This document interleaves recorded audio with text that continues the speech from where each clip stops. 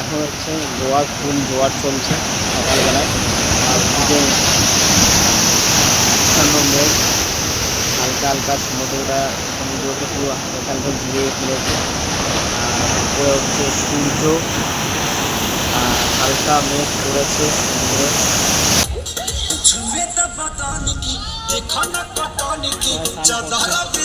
Hello WhatsApp করে সকলে, তোমরা কেমন আছো? আমি চলে এসেছি নিউ ব্লগে আবার।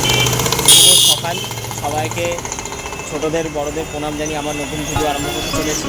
তা আমি এখন যাচ্ছি মন্দারমণি। তা বাস চলে এসেছি ঠিক 5টার সময়, এখন বাসে উঠবো। কথা না বাড়িয়ে বাসে উঠে পড়ি। চলো দেখা হচ্ছে মন্দারমণি।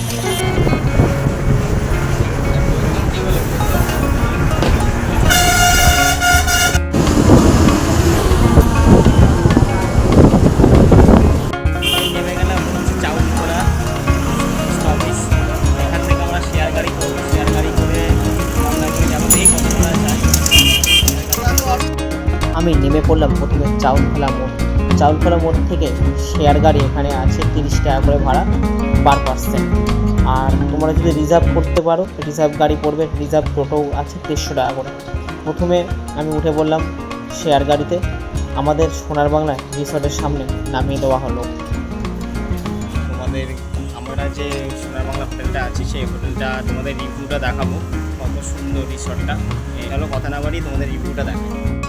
গেট থেকে ঢুকেই এদের সোনার বাংলা রিসর্টটা দেখে আমার তো খুব ভালো লাগলো। আর এই সোনার বাংলা রিসর্টের পিছনেই একদম এদের পিছনেই আছে বিচ লাগোয়া একদম হোটেল। একদম জঙ্গলে প্রাকৃতিক পরিবেশের মধ্যে তৈরি হোটেল, অনেক বড় হোটেল সোনার রিসর্ট।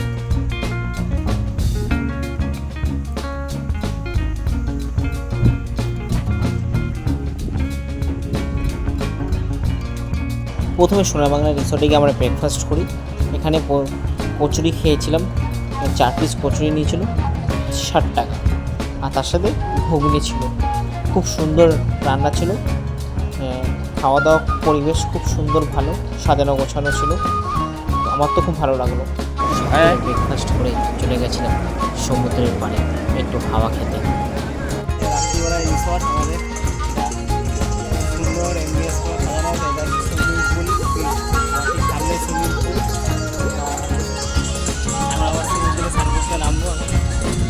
আর বলবো, তোমরা যদি মন্দারমণি ঘুরতে আসো এই রিসর্টটা নিও, খুব সুন্দর ভালো সোনার বাংলা রিসর্ট একটা নাম। তোমাদেরকে দেখাচ্ছি।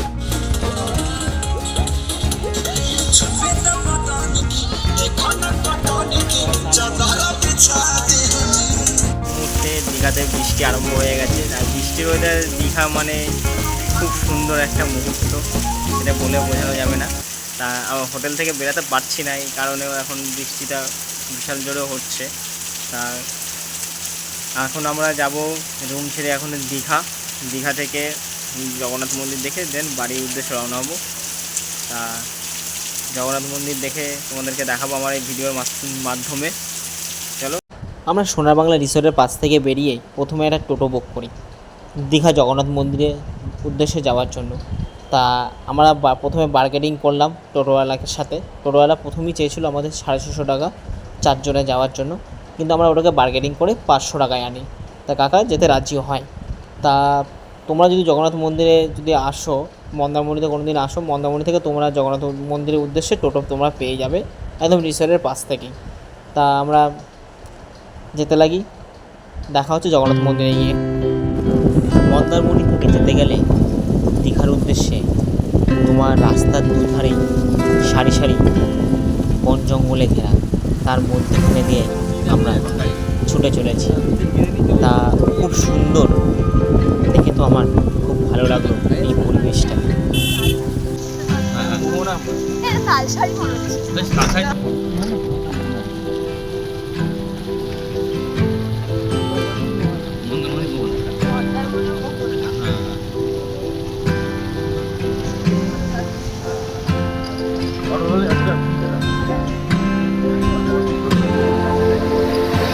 আমরা মন্দারমণি থেকে বেরিয়ে এখন যাচ্ছি দীঘার উদ্দেশ্যে। তার দীঘার উদ্দেশ্যে যেতে গিয়ে তখন পড়বে তোমাদের তাজপুর। তাই তাজপুর এই যে পুরো এই যে তাজপুর ব্রিজটা দেখতে পাচ্ছ, পুরো এখন ঢেউ, বিশাল ঢেউ, সমুদ্র এখন উত্তাল আর বৃষ্টি পড়ছে।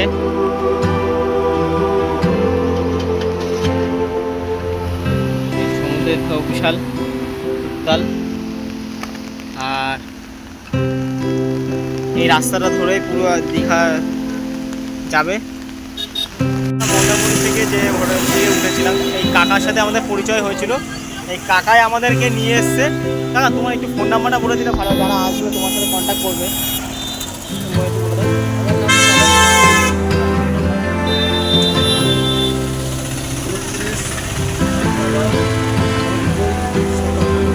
কাকা আমাদের কিন্তু খুব সুন্দর ঘুরিয়ে এনেছে মন্দারমণি থেকে। তা যখন তোমরা যদি আসো, কাকার নাম্বারটা আমরা দিয়ে দিলাম, নাম্বারে তোমরা কন্ট্যাক্ট করে নিও। Okay bye. তা এখন আমরা জগন্নাথ মন্দিরে ঢুকবো। তো জগন্নাথ মন্দিরের সামনে কাকা আমাদেরকে দাঁড় করিয়েছে, ধরো দেখা হচ্ছে। তাজপুর থেকে জগন্নাথ ধামের ডিস্টেন্স ছিল প্রায় 4 কিলোমিটার। তা আমরা 4 কিলোমিটার অতিক্রম করে আমরা চলে আসলাম এই জগন্নাথ ধাম মন্দিরে। পুরীর আদলে এই জগন্নাথ ধামটি তৈরি করা হয়েছে, কিন্তু আমার মনে হলো পুরী পুরী আর দীঘা দীঘা। দীঘার যে জগন্নাথ ধাম সেটা আলাদা রকম, আর পুরীর জগন্নাথ ধাম সেটা আলাদা রকম। জগন্নাথ মন্দিরের মেন গেটের একটু হেঁটে গেলেই তোমরা পেয়ে যাবে জুতো রাখার কাউন্টার। আমরা ওখানে জুতো খুলেই মেন গেটের সামনে এসে ব্যাগ জমা রেখেই আমরা ভিতরে প্রবেশ করলাম। ভিতরটা দেখে আমার তো খুব ভালো লাগলো। প্রায় 20 একর বর্গ জায়গা নিয়ে এই মন্দিরটি তৈরি করা হয়েছে। মন্দিরের পাথর আনা হয়েছে রাজস্থান থেকে। এই পাথরের যে কারুকার্য খুব আমায় মুগ্ধ করেছে। মূল মন্দিরের ভিতরে তোমরা সোজা দেখতে পারবে গরুর স্তম্ভ, যেটা পুরীর জগন্নাথ মন্দিরে ঢুকলে তোমরা দেখতে পারবে। আর দুপাশে দুটো সারি সারি লাইটিংয়ের স্তম্ভ করা হয়েছে, তা দেখে খুব ভালো লাগলো। আর পাশে সারি সারি গাছ লাগানো আছে মন্দিরের চারপাশ জুড়ে। এই সেই গরুর স্তম্ভ যেটা পুরীর মেন মন্দিরে রাখা আছে, সেটা দীঘাতে তোমরা প্রবেশ করলেই দেখতে পারবে সেই গরুর স্তম্ভ। আর মেন মন্দিরটা গরুর স্তম্ভকে সাক্ষী রেখেই আমরা মেন মন্দিরের দিকে প্রবেশ করব।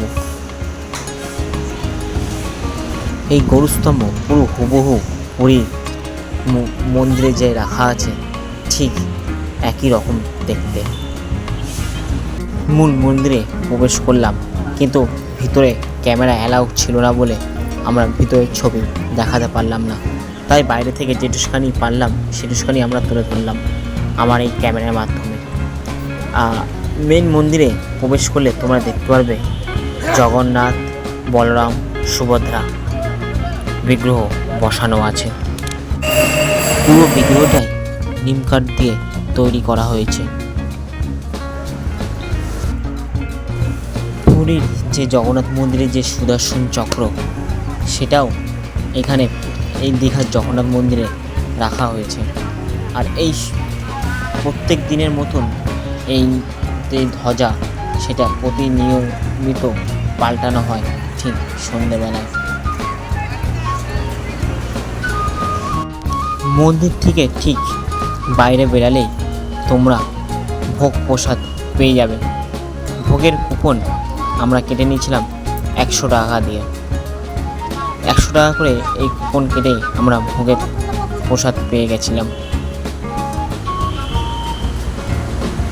মন্দির ঘোরা আমাদের ফুল কমপ্লিট হয়ে গেল। তা এখান থেকে ভোগের প্রসাদ 100 টাকা করে কিনে নিলাম। এটা এখানে বসে মন্দিরের বাইরে বসেই খেয়ে নেবো। এখানে মন্দিরে বসে খাওয়ার যে কোনো জায়গা নেই, ব্যবস্থা নেই। তাই 100 টাকা দিয়ে, এখানে 100 টাকা দিলে আপনি এই ভোগের প্রসাদ কিনতে পারবেন। 100 টাকা দিয়ে আমরা ভোগের প্রসাদ কিনে নিলাম। তাই আমার যদি ভিডিওটা বন্ধুদের ভালো লেগে থাকে, তোমার লাইক, কমেন্ট, শেয়ার করতে কিন্তু ভুলো না। আর দেখা হচ্ছে কোনো নেক্সট কোনো ভিডিও।